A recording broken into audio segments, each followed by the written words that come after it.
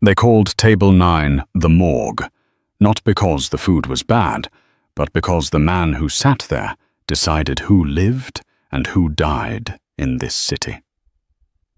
Every Tuesday at 8 p.m., the music stopped. The kitchen went silent, and the staff at Giovanni's held their breath. Nobody dared to make eye contact with Salvatore Rossi. Nobody except her.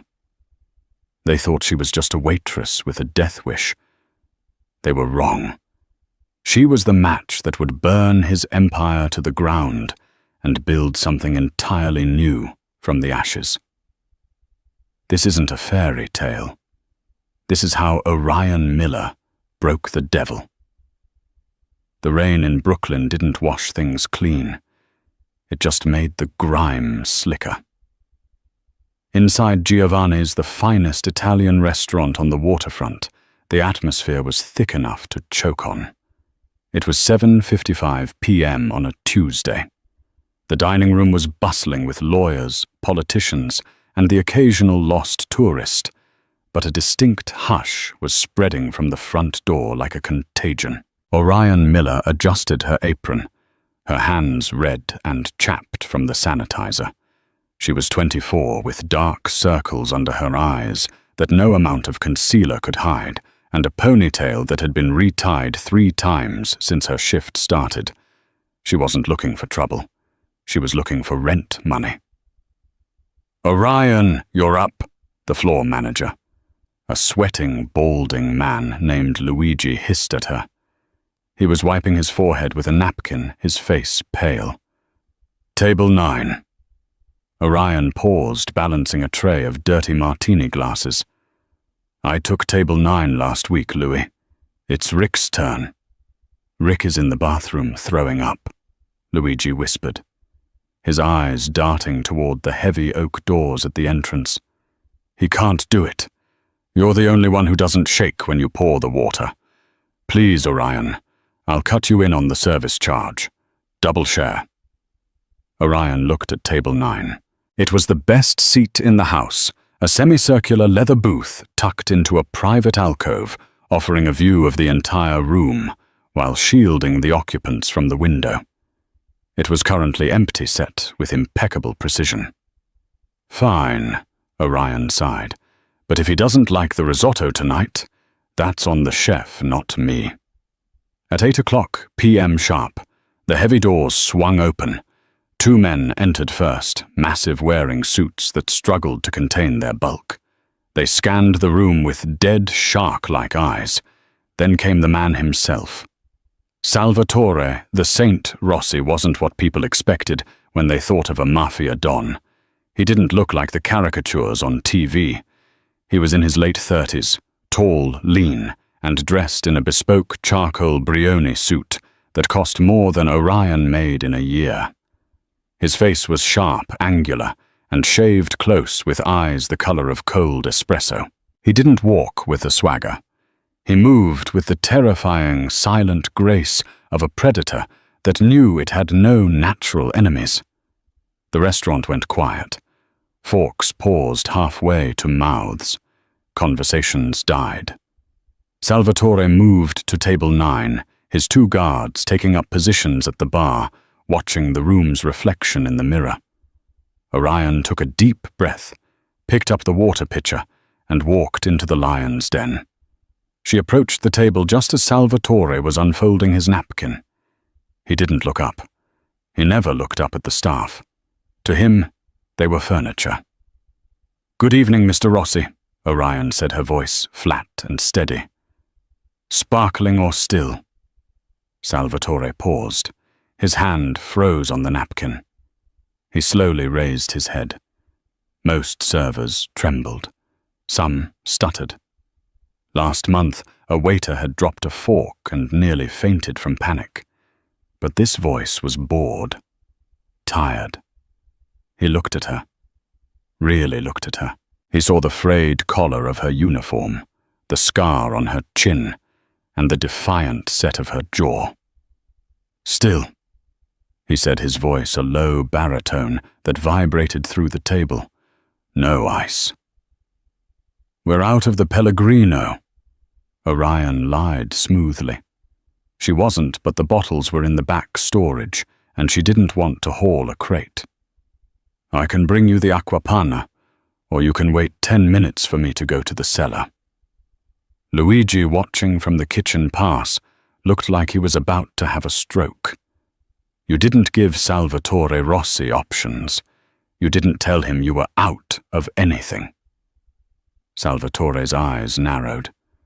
The silence at the table stretched heavy and dangerous. Then the corner of his mouth twitched. "Panna is fine," he said. Orion nodded and turned on her heel. She didn't bow, she didn't scrape. As she walked away, she felt his eyes drilling into her back. She didn't know it then, but that small lie about the water was the first crack in the wall he had built around himself. She returned with the water and a basket of bread. As she poured, Salvatore spoke, his voice low, so only she could hear. "You're new." "I've been here 6 months," she corrected him, placing the glass down. "You just never looked up before." The guard by the bar took a step forward, sensing the disrespect, but Salvatore held up a hand to stop him. He picked up his glass, studying the waitress. "What is your name?" "Orion." "Just Orion." "For the purpose of bringing you dinner, yes, just Orion." Salvatore took a sip of water. "Well, just Orion. Don't bring me the menu. I want the osso buco. And tell Chef Marco if the veal is tough like last time, I'm going to buy this building and turn it into a parking lot." "The veal is fine," Orion said, scribbling on her pad. "But we're out of the Barolo you usually drink." Salvatore leaned back, crossing his arms. "You seem to be out of a lot of things tonight." "It's a Tuesday," she shrugged. "Delivery day is Wednesday. Do you want the Chianti or not?" For the first time in years, Salvatore Rossi laughed. It was a dry, rusty sound. "Bring the Chianti." By the time the main course arrived, the tension in the restaurant had dissipated slightly. The patrons realized that nobody was getting shot in the next 5 minutes, so the hum of conversation returned. Orion moved efficiently, ignoring the burning stares of her co-workers. She knew who Salvatore was. Everyone in the neighborhood knew. His family, the Rossi crime syndicate, ran the unions, the docks, and half the construction projects in the tri-state area. But Orion had bigger problems than the mafia. Her brother Caleb was in a rehab facility upstate that cost $3,000 a month, and she was 2 payments behind. Fear was a luxury she couldn't afford. She placed the osso buco in front of Salvatore. "Careful. Plate's hot." He picked up his fork. "You aren't afraid of me, Orion." "Should I be?" She pulled the cork from the Chianti bottle. "Most people are. Most people have something to lose," she muttered almost to herself. Salvatore paused the knife, hovering over the meat. He looked at her with a new intensity, analyzing her like a chessboard. "And you have nothing?" "I have a shift to finish and a bus to catch," she replied, pouring the wine.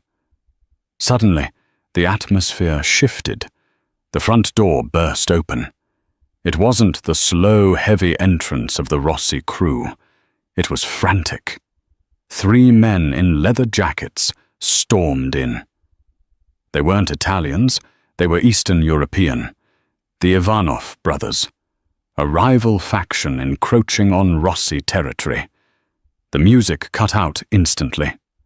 The 2 guards at the bar reached for their jackets, but the intruders already had submachine guns raised. Screams erupted from the diners. People dove under tables. Luigi, the manager, vanished into the kitchen. Salvatore didn't flinch. He sat perfectly still, his knife and fork in hand. One of the gunmen shouted something in Russian and pointed the weapon toward table 9. "Down!" Orion yelled. Without thinking, she didn't dive for cover. She shoved Salvatore hard in the shoulder, knocking him sideways into the leather booth just as the glass behind him shattered into 1,000 diamonds. Rat-tat-tat-tat-tat. Bullets chewed up the mahogany paneling where Salvatore's head had been a second ago. The noise was deafening. Debris flew everywhere. Salvatore's guards returned fire instantly. The restaurant turned into a war zone. Orion was pressed against the floor of the booth, smelling the leather and the gun smoke. Salvatore was on top of her, shielding her body with his heavy silver pistol suddenly in his hand. He fired 3 shots over the edge of the booth, controlled precise. Bang, bang, bang. Silence followed. "Clear!" one of the Rossi guards shouted. Salvatore slowly sat up. He checked the room. The 3 Russian hitmen were down. The diners were sobbing, but the threat was neutralized. He looked down at Orion. She was shaking now, the adrenaline fading, leaving only the cold shock. There was a cut on her cheek from a flying shard of a glass bleeding onto her white collar. Salvatore holstered his gun and reached out. Orion flinched, but he gently touched her chin, tilting her head to inspect the cut. His fingers were warm, his touch surprisingly gentle for a man who had just killed 3 people. "You pushed me," he said, his voice laced with disbelief. You were just sitting there." Orion breathed, her heart hammering against her ribs. "You saved my life." I reacted. It was a reflex. "No," Salvatore said, his eyes darkening. "People run. People hide. You stood in front of a bullet." He pulled a handkerchief from his pocket, white silk, and pressed it against her bleeding cheek. "Hold this." Sirens were wailing in the distance. The NYPD was coming. This was about to become a circus. Salvatore stood up and adjusted his suit jacket, shaking off the glass. He reached into his inner pocket and pulled out a thick envelope. He tossed it onto the table, blood-spattered risotto and all. "Luigi!" Salvatore roared. The manager peeked out from the kitchen, trembling like a leaf. "Yes, Mr. Rossi." "Fire her," Salvatore said, coldly pointing at Orion. Orion's eyes went wide. She scrambled to her feet, still holding the handkerchief to her face. "What, you can't? I just saved your life." "I said fire her," Salvatore repeated, not looking at Luigi. He stared directly at Orion. "She is done here. If I see her working in this restaurant again, I burn it down." "Yes, sir, Mr. Rossi." "Immediately, sir," Luigi stammered. Salvatore turned to Orion. "Get your things. Get out. Now!" "You son of a bitch!" Orion spat tears of frustration stinging her eyes. "I need this job." "Not anymore," Salvatore said. He turned to his guards. "Let's go before the cops get the perimeter set up, leaving out the back." He walked away without looking back, leaving Orion standing amidst the ruin of the dining room, unemployed, bleeding and furious. She looked down at the table. The envelope he had thrown down was sitting next to the bread basket. She grabbed it, intending to throw it at his retreating head, but the weight of it stopped her. She opened the flap. It was cash. Stacks of $100 bills. $10,000. And a small cream-colored business card with a phone number and a single word handwritten in elegant cursive. Tomorrow. The envelope burned a hole in Orion's cheap canvas tote bag. $10,000. It was more money than she had seen in her entire life. Yet it felt heavy, contaminated by the violence she had just witnessed. She didn't go home to her cramped studio apartment in Queens. Instead, she took the subway north, the rhythmic clatter of the train tracks, failing to drown out the sound of gunshots ringing in her ears. She got off at a stop surrounded by manicured lawns and high fences, the Pineview Recovery Center. Inside, the air smelled of antiseptic and lemon polish. Orion walked to the front desk, ignoring the receptionist's pitying look. She pulled the envelope out. "This covers Caleb's last 2 months," Orion said, her voice trembling slightly. "And the next 3 in advance." The receptionist's eyes widened as Orion counted out the crisp bills. "Orion, where did you get this tips?" Orion said sharply. "Can I see him?" Caleb looked worse. He was 21, but he looked 40. The drugs had hollowed him out, leaving a ghost where her little brother used to be.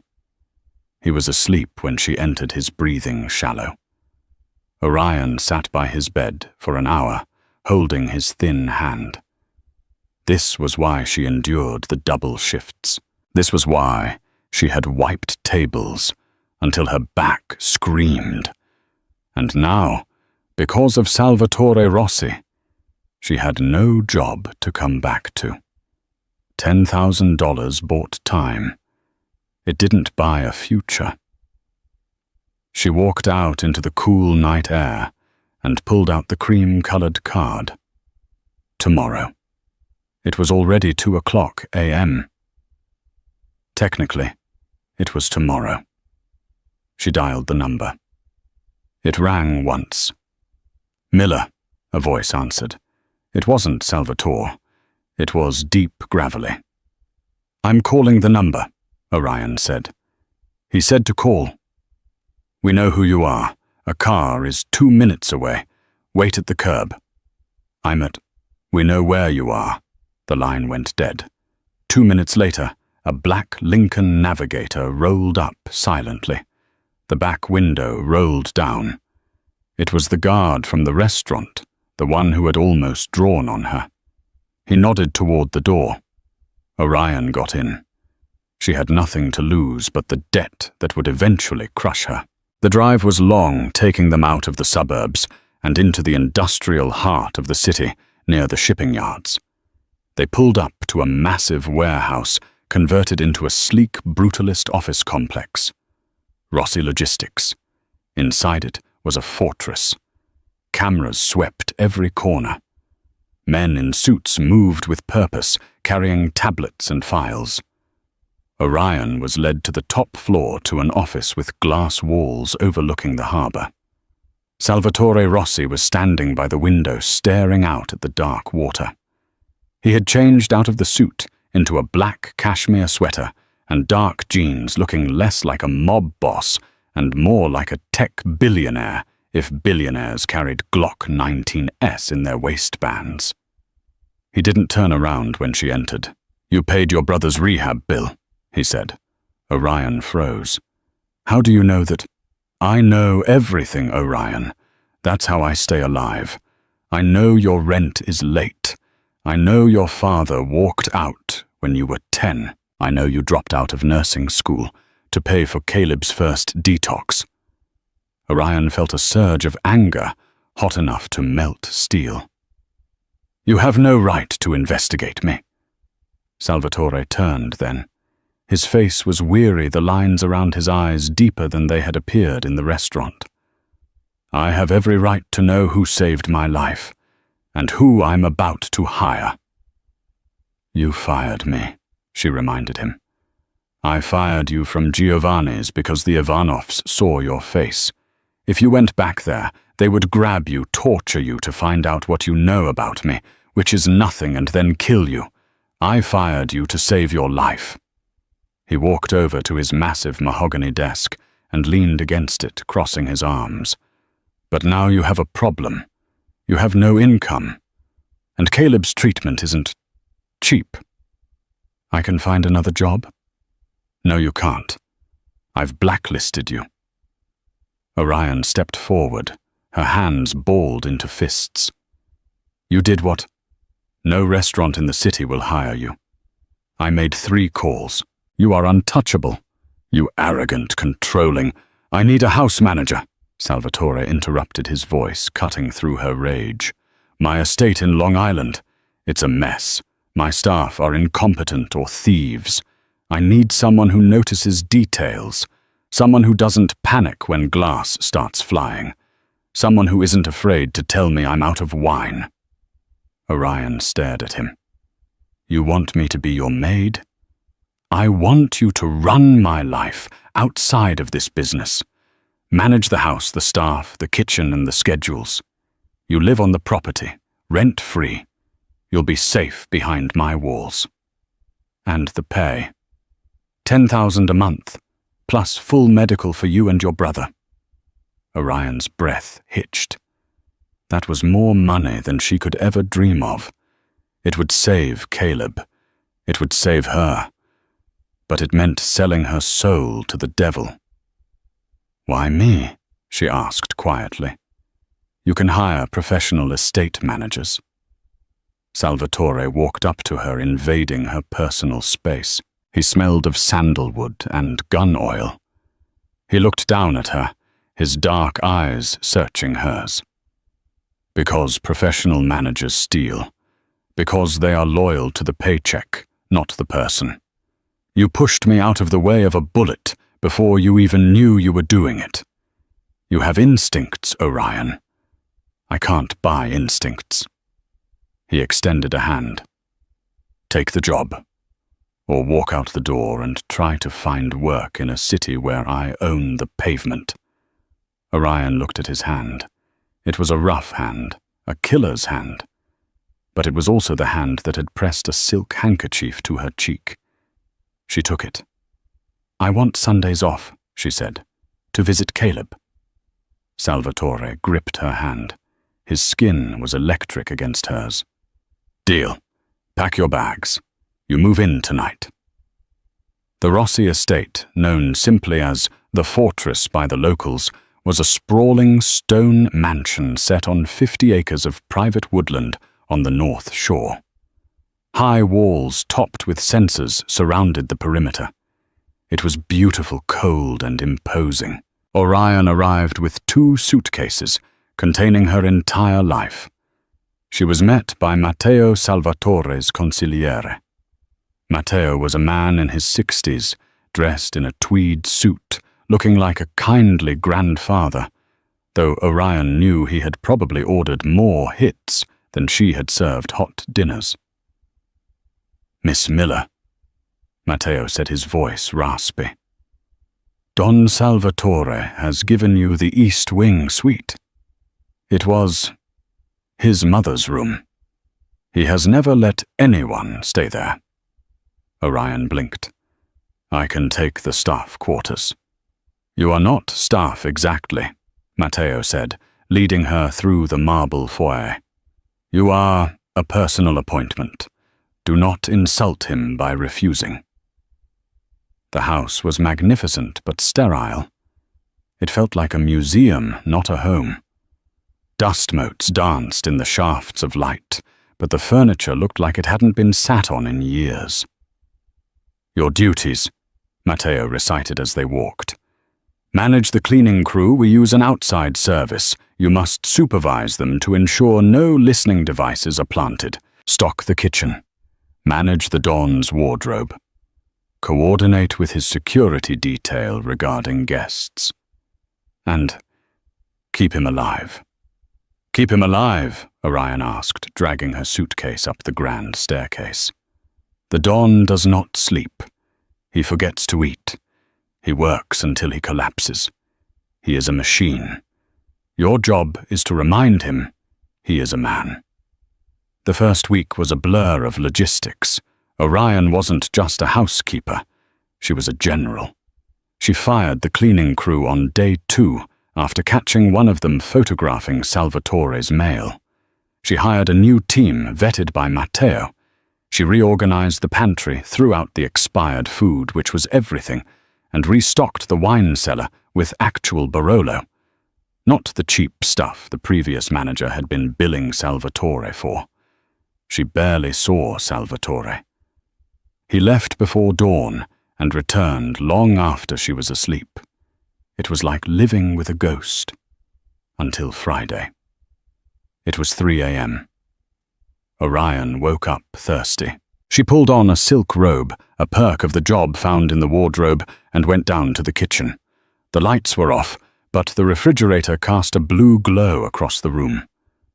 Sitting at the island was Salvatore. He was still in his suit pants and dress shirt, but the shirt was unbuttoned his tie on the floor. He had a glass of whiskey in one hand and his head in the other. He looked devastated. Orion hesitated in the doorway. "Mr. Rossi." Salvatore's head snapped up. His hand went to his waistband instantly before he realized who it was. He relaxed, but the tension in his shoulders remained. "Orion, go back to bed." "You're bleeding," she said. She walked closer. There was a dark stain spreading on the white sleeve of his shirt. "It's a graze. Just a scratch." "Let me see." "I said go to bed." Orion ignored him. She walked to the sink, dampened a clean towel, and grabbed the first aid kit she had organized under the counter.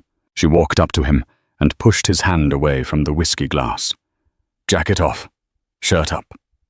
Salvatore stared at her. The defiance in her eyes was the only thing in the house that seemed real to him. Slowly he peeled off the shirt. Orion sucked in a breath. His torso was a map of violence. Scars, knife wounds, bullet holes, burns crisscrossed his olive skin. But there was a fresh, angry gash on his upper arm, still oozing blood. "Who stitched this?" she asked, examining the sloppy work. "I did. In the car." "You're terrible at sewing," she muttered. "Sit still." She cleaned the wound with efficient, gentle movements. Salvatore watched her face. She wasn't wincing. She wasn't crying. She was focused. "Why aren't you asking what happened?" he asked, his voice rough. "Because if I know, I become a liability," she said, applying antiseptic. "And I like this job. The dental plan is excellent." Salvatore chuckled, a low rumble in his chest. "You are a strange woman, Orion Miller. And you are a messy man, Salvatore Rossi." She bandaged the arm and stepped back. "Do you want food? Real food, not liquid dinner." Salvatore looked at the whiskey, then at her. "I haven't eaten since breakfast." 20 minutes later, they were sitting at the kitchen island, eating carbonara. It was simple, hot, and salty. Salvatore ate like a starving man. "My mother used to make this," he said quietly, twirling the pasta. "It's a classic recipe," Orion said. "No cream, just egg yolks and cheese. It's good." He looked at her. "Thank you. Don't get used to it. I'm the manager, not the chef." "Why didn't you run?" he asked suddenly. "That night at the restaurant, or when I offered you the job. You know what I am. I am a monster, Orion. I kill people who get in my way." Orion looked down at her fork. "My brother Caleb. When he was 16, he got jumped by 3 guys on our way home from school. They wanted his sneakers. I didn't run then either. I hit one of them with a brick."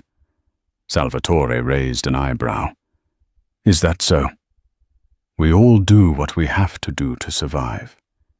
You built an empire to survive. I clean it to survive. We aren't that different." Salvatore reached out and tucked a loose strand of hair behind her ear. His fingers lingered on her jawline. The air in the kitchen suddenly felt very thin, very hot. "We are very different," he whispered. "I destroy things. You fix them." For a moment, Orion thought he was going to kiss her. Her heart hammered a frantic rhythm against her ribs. She wanted him to. God help her, she wanted the monster to kiss her. But then the security panel on the wall beeped. A red light flashed. "Perimeter breach. South Gate." Salvatore's expression instantly hardened into granite. The vulnerability vanished. He was the Don again. He stood up, grabbing his gun from the counter. "Go to your room," he ordered, his voice ice cold. "Lock the door. Do not come out until I come for you." "Salvatore! Go!" he roared. Orion ran. She sprinted up the stairs, her bare feet slapping against the cold marble. She made it to the east wing, through the bolt on her heavy oak door, and backed away. Outside, the night erupted. Automatic gunfire shattered the silence of the estate. Orion stood in the dark, trembling. But she didn't hide under the bed. She went to the window and peered through the blinds. Below on the lawn, shadows were moving. Muzzle flashes lit up the darkness. She saw Salvatore moving with that terrifying grace, taking cover behind a fountain, firing back. But then she saw something else. Behind the chaos near the garage entrance, a figure was moving. It wasn't an intruder. It was wearing the uniform of the Rossi security team. But he wasn't firing at the invaders. He was planting something on the underside of Salvatore's armored SUV. A bomb. It was Luca, the head of security, the man who had sneered at her when she arrived. The attack was a distraction. The real hit was coming from inside. Orion didn't think. She grabbed the heavy brass lamp from the bedside table, unlocked her door, and ran back into the hallway. She wasn't safe behind the door.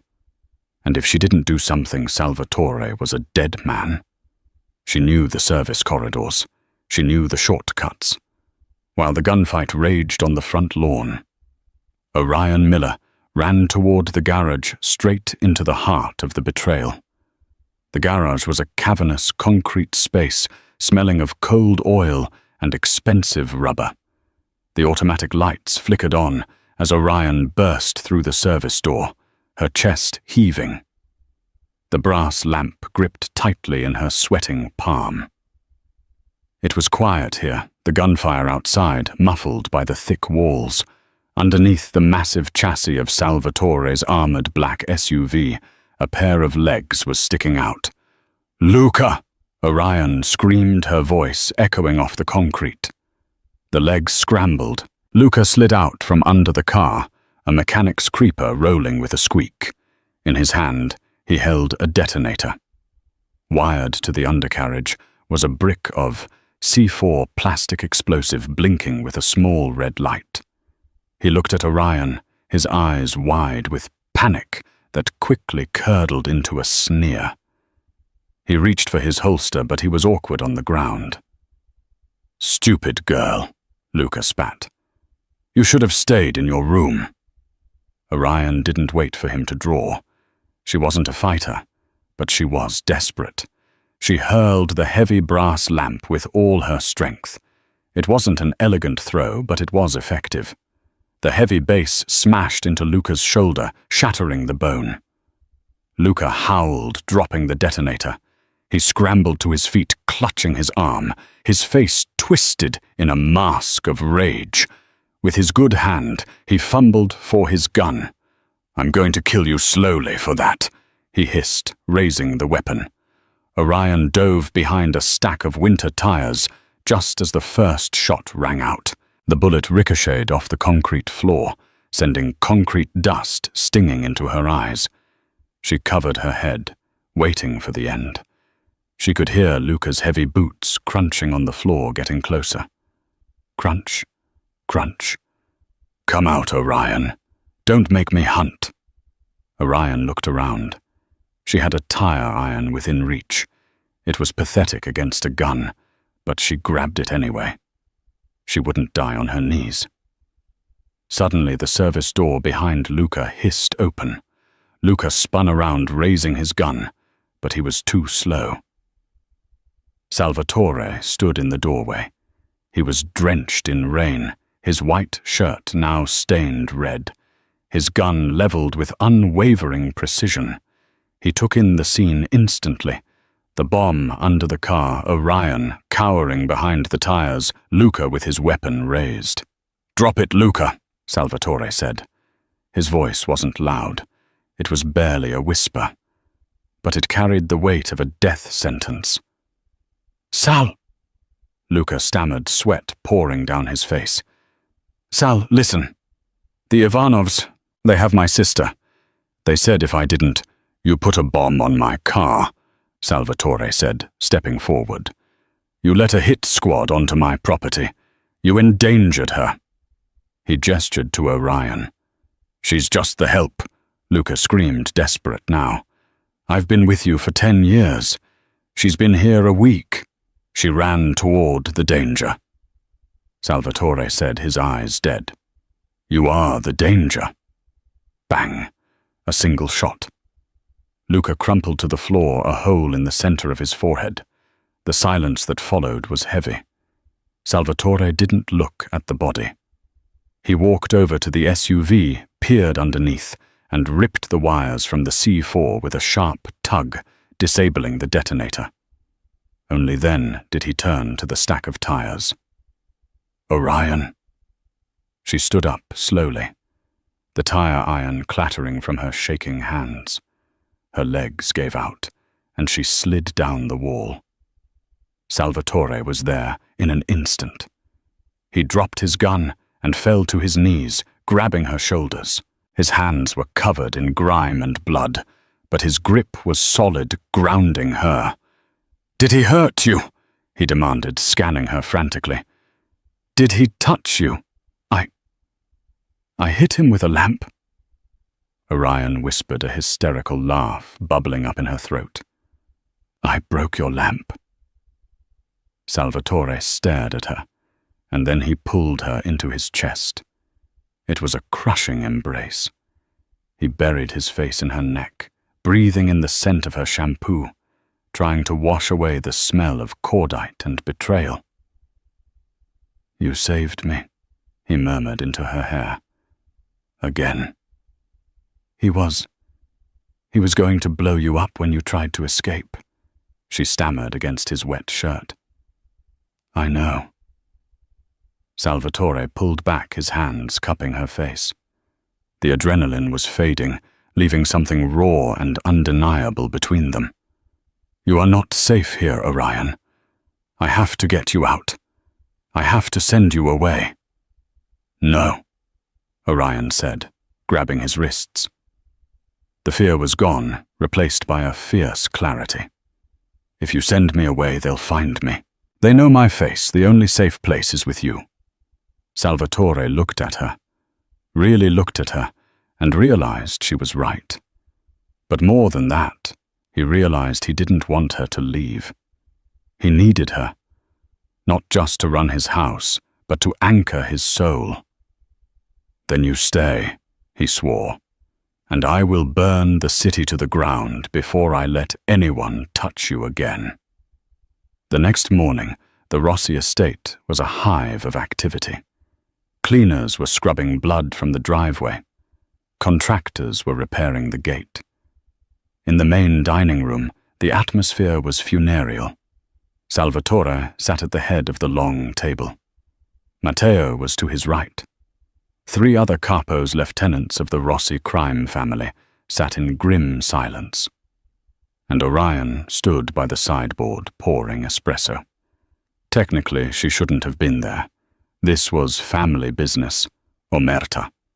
But when one of the capos had tried to dismiss her, Salvatore had slammed his hand on the table and said, "She stays. She has more balls than Luca did.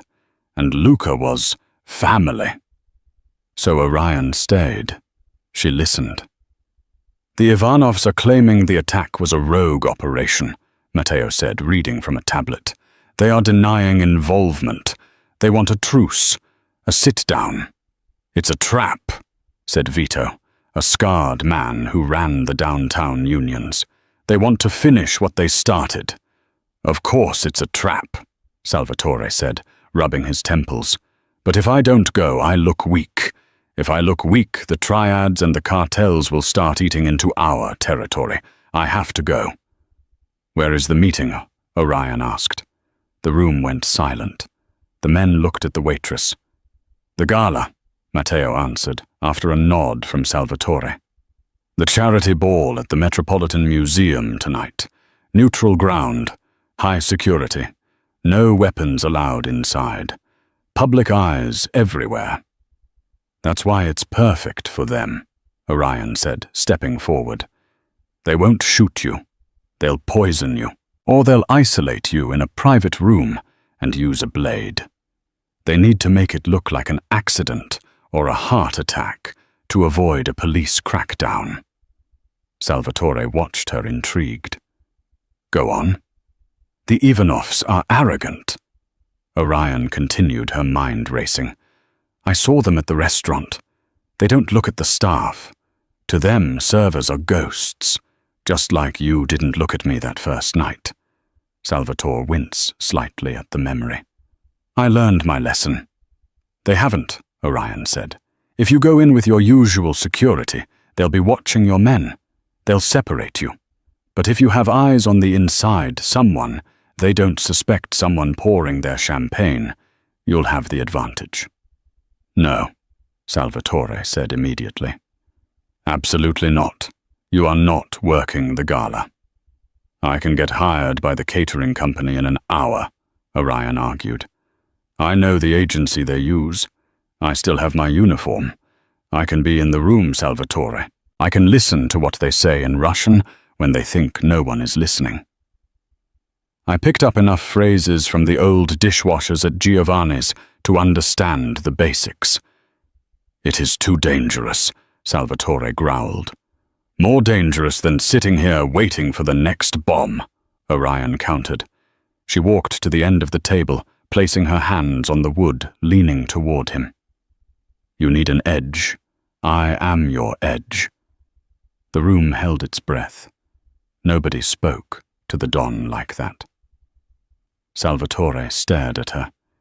He saw the fire in her eyes. He saw the same woman who had pushed him out of the way of a bullet. She wasn't asking for permission. She was offering a strategy. "Matteo," Salvatore said, never breaking eye contact with Orion. "Get her a wire, an earpiece, the smallest one we have." "Boss?" Matteo asked, shocked. "She's right." Salvatore stood up. "They won't look at her. They'll be too busy looking at me." He walked over to Orion, stopping inches from her. He reached out and adjusted the collar of her blouse, his knuckles grazing her neck. "If you sense anything at all, you get out. You run. You don't try to save me. Do you understand?" "I can't promise that," Orion whispered. Salvatore's eyes dropped to her lips. For a second, the room full of gangsters disappeared. "Tonight," he said low, "we end this." The Metropolitan Museum of Art was transformed. The Temple of Dendur was glowing with soft purple light, surrounded by tables draped in white linen and billionaires dripping in diamonds. Orion was invisible. Dressed in a black vest and white shirt, her hair pulled back in a tight bun, she moved through the crowd with a tray of champagne flutes. She looked like every other server, efficient, silent, subservient. But in her left ear was a microscopic bead connecting her directly to Salvatore's security team and Salvatore himself. She saw him enter. He was breathtaking. He wore a tuxedo that fit him like a second skin, flanked by Matteo and Vito. He moved through the crowd, shaking hands, smiling that shark-like smile. But his eyes were scanning, always scanning. "I'm in position," Orion whispered into the tiny microphone pinned to her collar. "North side, near the bar." "Copy." Salvatore's voice came through her ear, clear and calm. "Ivanov is at table 4, the one near the Egyptian sandstone." Orion made her way toward table 4. Dmitri Ivanov, the patriarch, was a massive man with a white beard and a laugh that sounded like a rock crusher. He was surrounded by his sons, the same men who had shot up the restaurant. Orion felt a chill run down her spine. She approached the table, keeping her head down. "Champagne, sir," she asked, her voice trembling just enough to sound like a nervous waitress. "Leave the bottle?" Dmitri grunted, not looking at her.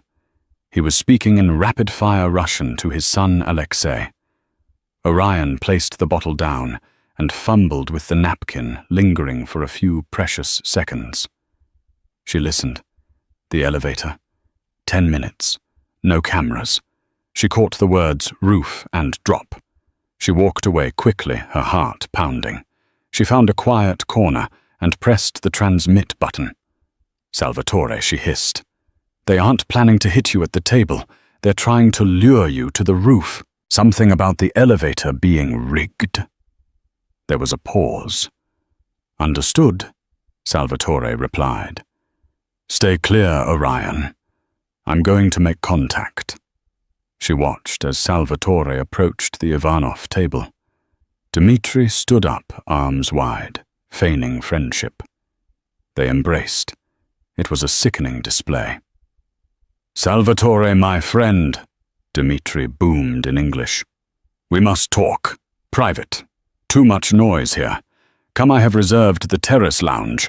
The view is spectacular." The terrace lounge. On the roof. Salvatore smiled. "After you, Dmitri?" They moved toward the elevators. Orion's blood ran cold. Salvatore was walking into the trap knowingly. He had a plan, didn't he? He always had a plan. But as the elevator doors closed, Orion saw something that made her stop breathing. One of the catering staff, a tall man she didn't recognize from the agency, slipped a jamming device out of his pocket and placed it on the security panel near the stairs. Her earpiece went static. Salvatore Matteo. Nothing but white noise. The jammer blocked the signal. It also blocked the elevator's emergency stop. They weren't going to the roof to talk. They were going to drop the elevator, or gas it, or seal it off and slaughter him. Orion looked around. The security guards were distracted by a staged fight on the other side of the room. She was alone. She looked at the jammer. Then she looked at the fire alarm on the wall. It was time to cause a scene. Orion didn't pull the fire alarm. A fire alarm was a blunt instrument. It would trigger a chaotic stampede of 1,000 wealthy donors clogging the exits and potentially allowing the Ivanovs to slip away in the confusion. No, this situation required a scalpel. Or as Orion spotted the pitcher of ice water on the busing station next to her, a sledgehammer. The jamming device on the wall was blinking a steady, mocking red. Her earpiece was dead silence. Somewhere in the shaft of the museum, Salvatore was trapped in a steel box with 3 men who intended to butcher him. She scanned the room, her heart hammering against her ribs like a trapped bird.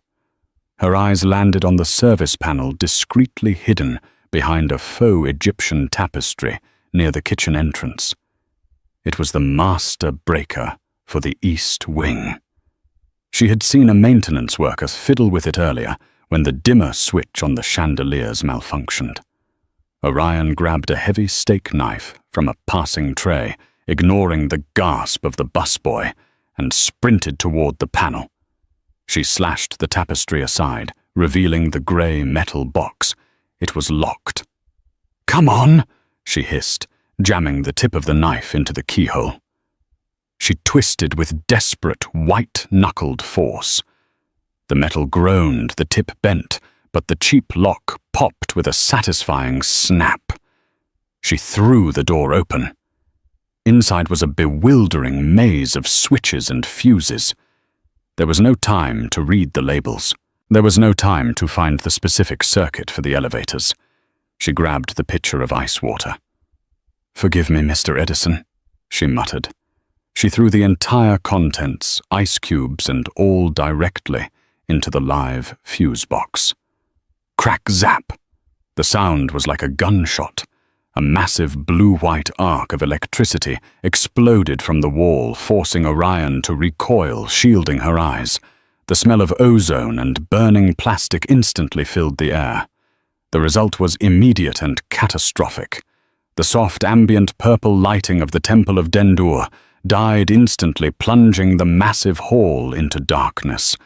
The soothing string quartet screeched to a halt. A collective gasp rose from the crowd, followed by the confused murmuring of the elite. Above the din, Orion heard the sound she was praying for, the sickening mechanical groan of the elevator brakes, engaging violently. Emergency lights flickered on a second later, bathing the museum in a wash of blood-red warning light. Orion didn't wait to see the chaos she had caused. She hitched up her black skirt and ran. She burst into the service stairwell, taking the steps 2 at a time. Her lungs burned. Her legs screamed, but her mind was a singular focused point. Second floor. Get to the second floor. If the elevator had stopped between floors when the power cut, the manual release on the landing above would be the only way out. She reached the second floor landing. It was deserted, the security guard having likely run downstairs to investigate the blackout. Orion threw herself at the elevator doors. She found the emergency keyhole at the top, a triangle shape. She didn't have the key. "Think, Orion, think," she screamed at herself. She jammed the bent steak knife into the seam of the doors and leveraged her body weight against it. Nothing. The hydraulic seal was too strong. Then she heard it. A muffled shout from inside the shaft. A thud. The sound of a struggle. Panic gave her strength she didn't know she possessed. She spotted the emergency override lever, encased in a glass box on the wall, the fireman's key. She smashed the glass with her elbow, ignoring the slice of pain that shot up her arm, and yanked the red lever down. The hydraulic pressure released with a hiss. Orion dug her fingers into the rubber seal of the doors and pulled. Slowly, agonizingly, they parted. The elevator car wasn't level. It was stuck about 4 feet below the landing. The scene inside was a nightmare, bathed in the red glow of the emergency strip lighting. Salvatore was cornered. Dmitry Ivanov, a massive bear of a man, had lunged with a ceramic knife, a weapon that had bypassed the metal detectors. Salvatore had blocked the strike with his forearm, his tuxedo jacket shredded blood dripping onto his white shirt. Dimitri's 2 sons were trying to pin Salvatore's legs, kicking and striking. It was a losing battle. Salvatore was a lethal fighter, but in a 5x5 box against 3 men, the math was fatal. "Salvatore!" Orion screamed, her voice echoing down the shaft. The sound of her voice shattered the claustrophobic focus of the fight. Dmitri looked up, distracted for a fraction of a second. That was all Salvatore needed. He didn't look at Orion. He used the distraction to drive his knee into Dimitri's groin with sickening force. As the older man doubled over, Salvatore grabbed the back of Alexei Ivanov's head and slammed it into the mirrored wall of the elevator. The glass shattered. "Climb!" Orion yelled, reaching her hand down into the open shaft. Salvatore looked up. His face was a mask of fury and blood. He vaulted off the railing, grabbing the ledge of the second-floor landing. One of the sons, realizing their prey was escaping, lunged for Salvatore's legs. He grabbed Salvatore's ankle, his nails digging in, trying to drag him back down into the pit. Salvatore slipped his grip on the carpeted floor, failing. Orion threw herself onto the floor. She grabbed Salvatore's wrist with both hands, locking her fingers. She dug her heels into the floor, gritting her teeth. She wasn't strong enough to lift a 200-pound man, but she could be the anchor. "Kick him!" Orion shrieked. Salvatore roared, twisting his body and driving his free heel down into the face of the man holding him. The grip broke. With a final desperate heave, Salvatore hauled himself up over the ledge, rolling onto the landing next to Orion. He was gasping for air, his chest heaving, his knuckles raw. Below them, Dmitri was recovering, shouting orders in Russian. He began to boost one of his sons up toward the open doors. Salvatore scrambled to his knees. He didn't run. He looked at the manual override lever Orion had pulled. He slammed it back up. The elevator doors hissed. The son, whose fingers were just reaching the threshold, snatched his hands back with a yelp as the heavy steel doors slammed shut, sealing the tomb. "Lock it!" Salvatore commanded, his voice a ragged growl. Orion scrambled up.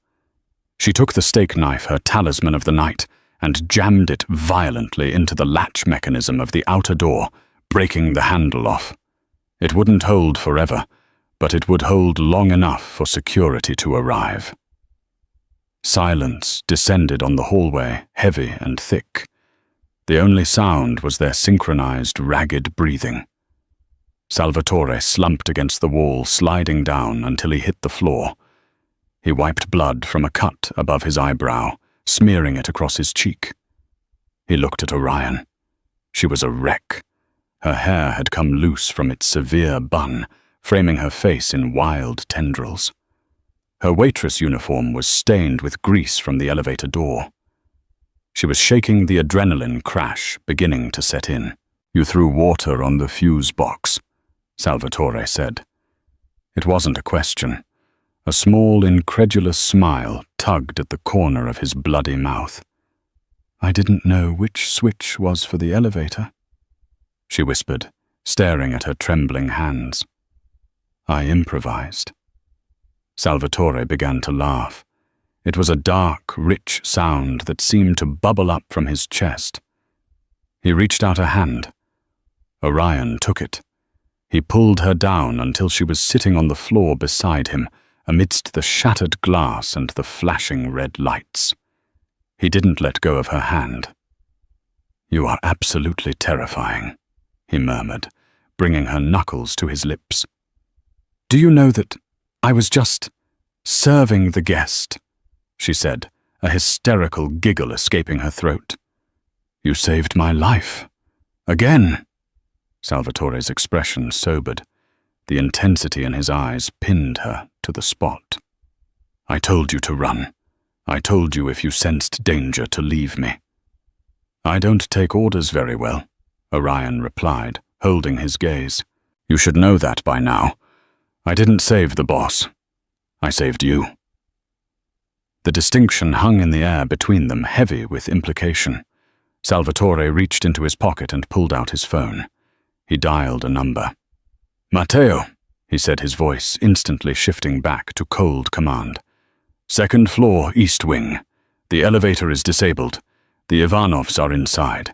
They have weapons, and thanks to the jammer they installed, we have the logs of their intent to commit murder. Call the commissioner. I want them arrested. Not killed, arrested. Let them rot in a cell knowing they were beaten by a waitress." He hung up and looked back at Orion. "Ready to go home." "My shift isn't over," she joked weakly. "It is now. You're retired." They walked out of the service exit into the cool, damp New York night, just as the sirens began to wail in the distance. The flashing blue lights of the police cars bounced off the wet pavement, painting the city in a chaotic beauty. A black SUV screeched to the curb. Matteo jumped out, flanked by 4 guards. He looked at Salvatore's torn suit and bloodied face, then at Orion. He nodded once, a gesture of profound respect. Salvatore opened the rear door, but he didn't get in immediately. He turned to Orion. "The job is done," he said softly. "The Ivanovs are finished. The threat is gone. You are free, Orion. You can take the money I gave you. You can go back to school. You can leave the estate. You can have a normal life." Orion looked at the open car door. She looked at the city skyline, the world she used to inhabit, a world of overdue bills, fear, and insignificance. Then she looked at the man standing before her. A monster to some, a savior to others. A man who challenged the world and won, but who needed someone to watch the shadows he couldn't see. She realized she didn't want a normal life. She wanted this life. She wanted the fear. "I can't go back," she said, stepping closer to him. "I know too much. I've seen too much." "Is that the only reason?" Salvatore asked, his voice low. "No," Orion admitted. "I don't want to leave, but I'm done being the house manager. I'm done with the housekeeping. I'm done with the uniform."